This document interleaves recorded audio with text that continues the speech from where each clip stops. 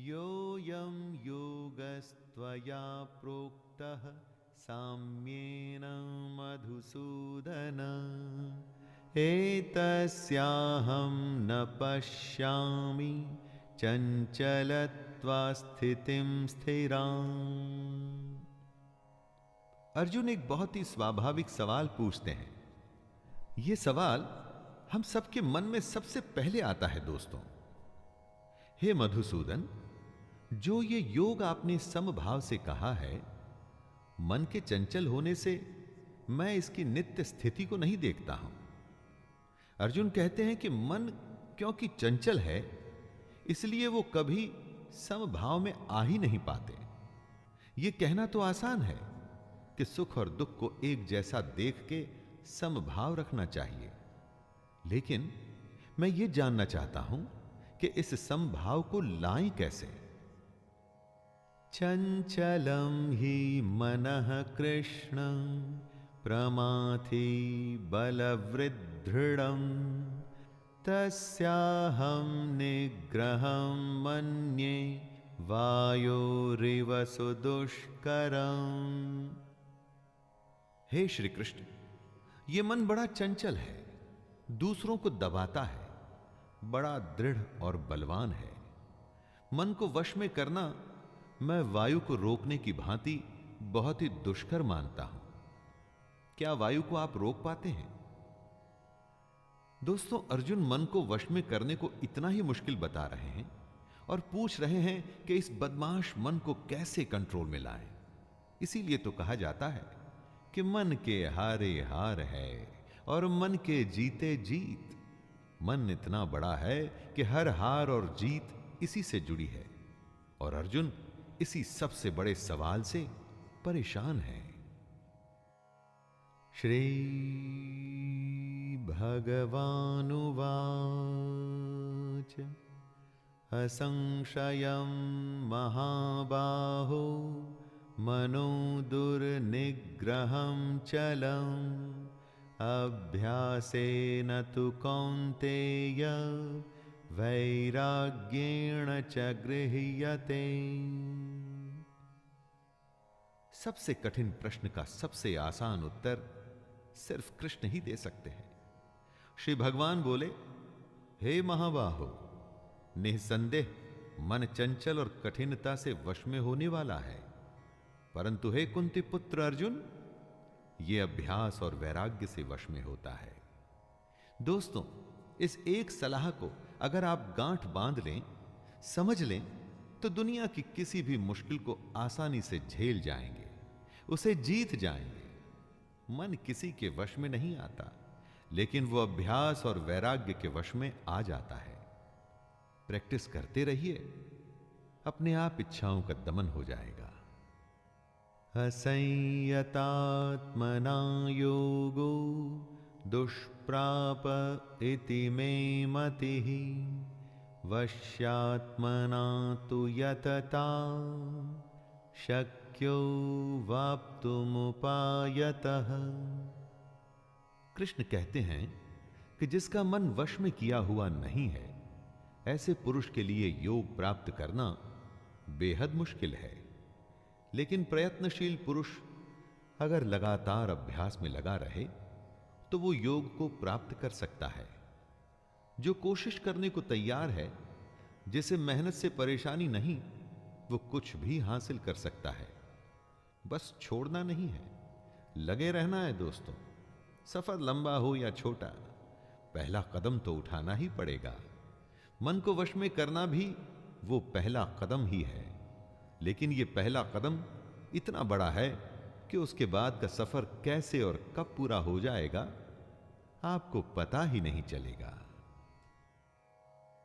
अर्जुन उवाच अयति हि श्रद्धयोपेतो योगाच्चलितमानसः अप्राप्य योगसंसिद्धिं कां गतिं कृष्ण गच्छति। अर्जुन योग से जुड़ा प्रश्न करता है। हे कृष्ण, मान लीजिए जो योग में श्रद्धा रखते हैं लेकिन संयमी नहीं हैं, खुद पर नियंत्रण नहीं रख पाते, तो उनका क्या होगा? मान लीजिए जिसका मन योग से विचलित हो गया है, ऐसे साधक को योग तो प्राप्त होगा ही नहीं और ना ही वो भगवान से साक्षात्कार पाएगा। तो ऐसे साधक का क्या होता है? दोस्तों, ये प्रश्न हम सब के लिए है। हम में से कितने लोग योग में श्रद्धा रखते हैं, उसे शुरू भी करते हैं, लेकिन मन को वश में नहीं कर पाते। मन को वश में नहीं किया तो योग पूरा नहीं होगा, और तब हमारा आखिर क्या होगा? कच्चिन्नो भय विभ्रष्टश् छिन्ना भ्रमिव नश्यति अप्रतिष्ठो महाबाहो विमूढ़ो ब्रह्मणः पथे। अर्जुन कृष्ण से प्रश्न कर रहे हैं कि जो पुरुष योग के रास्ते पर तो चला था, लेकिन रास्ते में ही पथ भ्रष्ट हो गया, मन को वश में नहीं कर पाया, तो उसका क्या होगा? अर्जुन कहते हैं, हे महाबाहो, क्या वो भगवान को प्राप्त करने के रास्ते में जो पुरुष मोहित हो गया, तो वो आसमान के बिखरे हुए बादल की ही तरह नष्ट हो जाएगा? मुश्किल रास्ते में डर तो लगता ही है, क्या पता रास्ते में क्या होगा। इसी डर को, इसी संशय को अर्जुन कृष्ण से पूछ रहे हैं। जिसने योग शुरू तो किया, लेकिन बीच में ही अगर वो रास्ता भूल गया, जिससे योग छूट गया, तो उसका क्या होगा? क्या वो नष्ट हो जाएगा?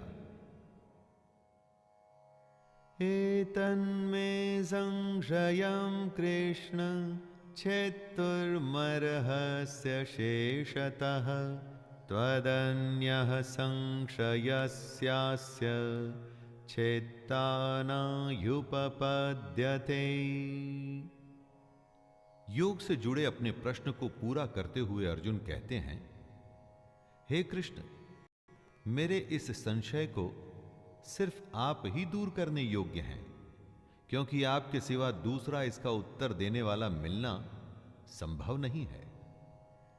दोस्तों, अर्जुन जानते हैं कि उसके सामने साक्षात ईश्वर है, वो ईश्वर जो मनुष्यों के बीच मनुष्यों के युद्ध में खड़ा है और युद्ध करने की सलाह दे रहा है।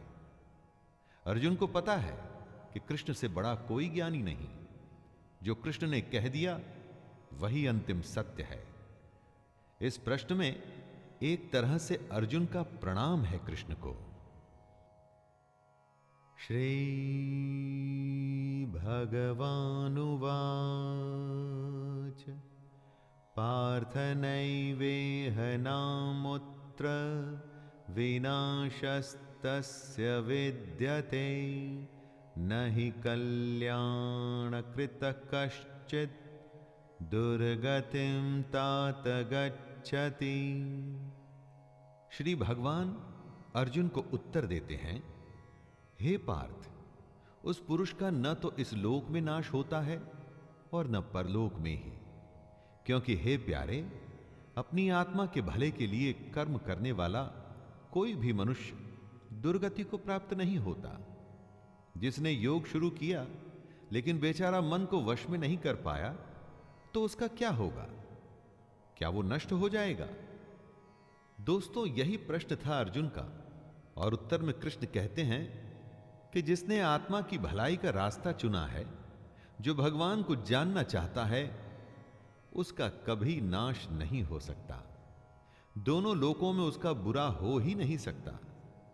सही भी है दोस्तों, भगवान को पाने के रास्ते में जो चलता है ना, उसका बुरा हो भी कैसे सकता है।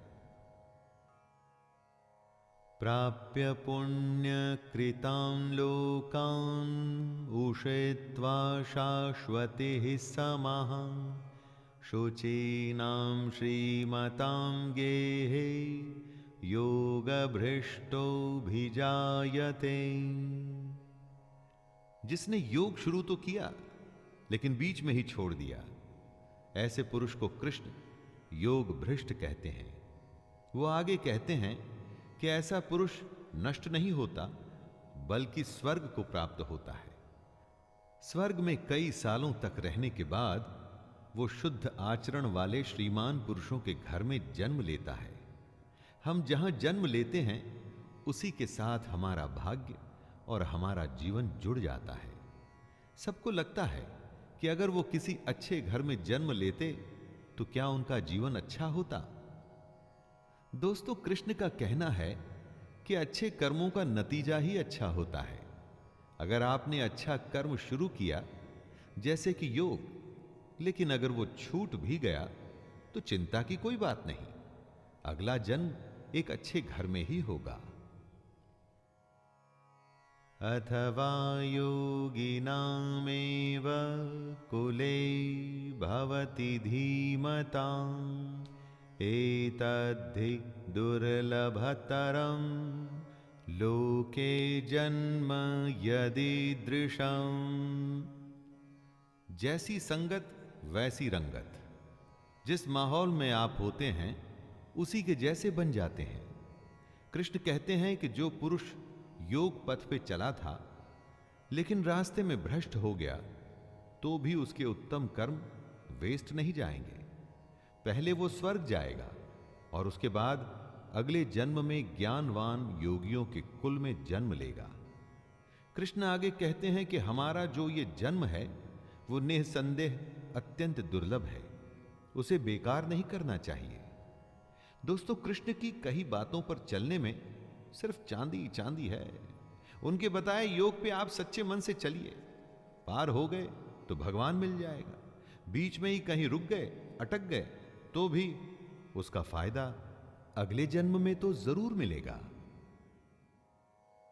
तत्र तं बुद्धि संयोगं लभते पौर्वदेहिकं यतते च ततो भूयः संसिद्धौ कुरु नंदन। अगर सच्चे मन से आप योग के रास्ते पर चलते हुए मन को वश में करने की कोशिश कर रहे थे लेकिन किसी कारण वो अधूरा रह गया तो घबराने की जरूरत नहीं। आपके संग्रह किए हुए योग के संस्कार खत्म नहीं होंगे। अगले जन्म में भी वो संस्कार आप में रहेंगे और अपना सफर आप उसके आगे से शुरू कर पाएंगे।